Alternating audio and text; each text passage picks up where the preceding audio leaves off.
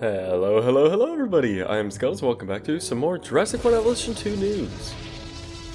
Today I was pleasantly surprised to wake up to a new species field guide for Jurassic World Evolution 2. I had no idea that this was on its way. I thought that last week was the last little bit of news that we were actually going to get until the game was released, but lo and behold, here we are, with none other than a new species of all things. So yes, this morning has been a little bit more eventful than I expected it to be so far.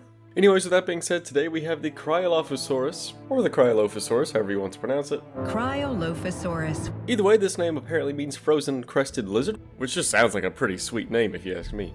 But without further ado, let's go ahead and take a look at the new species profile that was uploaded today.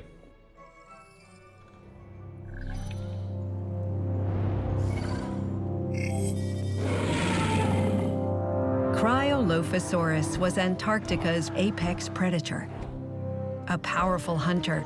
Some refer to this Jurassic carnivore as Elvis-saurus, due to the bony, pompadour-like crest that adorns its head.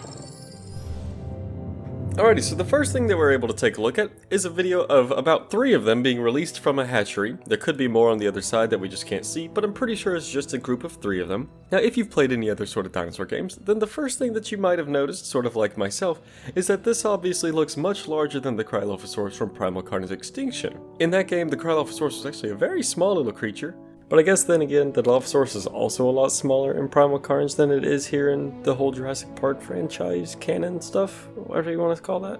Either way, I just thought it was interesting because Primal Carnage Extinction was the only place that I had ever actually seen like a full-on Cryolophosaurus. So I was honestly a little bit surprised to see just how big this creature was whenever they brought it to scale in Jurassic World Evolution 2. Because after doing some research, apparently this thing can get anywhere between 21 to 26 feet. Which, I mean, is not really all that big in terms of dinosaur sizes, but it's a lot bigger than I thought this thing was going to be. One way or another, we can see that they're released from the hatchery, out into the wild, and there's snow falling down. And I don't believe that this looks like a blizzard. The snow looks like it's relatively light and doesn't really have any sort of like significant impact on our visibility. So I'm assuming that this is just sort of like a casual little winter storm, not really even a storm, but you know, just like a little light snowfall that we'll have in our parks from time to time. And that the blizzard will actually be something much worse than this.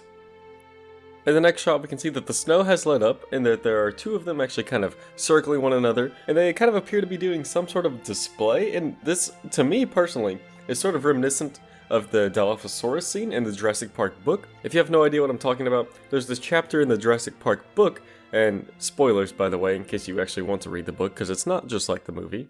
There's a scene where our characters are in a boat, like a little river raft sort of thing, cruising down the river, and there's 2 Dilophosaurus on each side of the river, and they're kind of like hooting towards one another, kind of bobbing their heads up and down from across each of the different riverbanks, just kind of hooting, and they're like trying not to be noticed by the creatures. But either way, with the way that these creatures are bobbing their heads up and down over and over right here, that's just kind of what this reminded me of. It's probably not even a reference to that at all. It's just something that I kind of thought of when I was looking at this, so I figured I'd mention it just to see if anybody else thought the same thing, or if it's just me. Either way, we can also see that there's another one of those ranger outposts in the background, but this is nothing new either, so we'll keep moving on. Really cool animation though. And here in the last shot, we get a beautiful close-up of the creature. We can see that it's leaning down, giving itself a little scratch on the neck. It's absolutely adorable, and I love being able to see the neck actually kind of like jiggle and interact with its hand whenever it scratches it. Now obviously it's not perfect because this is a game and not a movie, but with that being said, it's just another one of those little details that Frontier has been adding lately that just helps our park to feel that much more alive and that much more real. Also, something that might not be worth noting, but I'm gonna note it anyways, is this back here, to me personally, looks sort of like a baryonyx.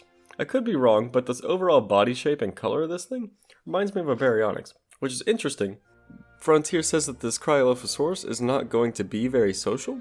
Frontier says that they'll only want like 2 or so of these creatures in a single enclosure at a time, which makes me kind of curious as to whether or not it is a baryonyx in the background. If so, does that mean that they get along? And if not, then why in the world is there a baryonyx right there?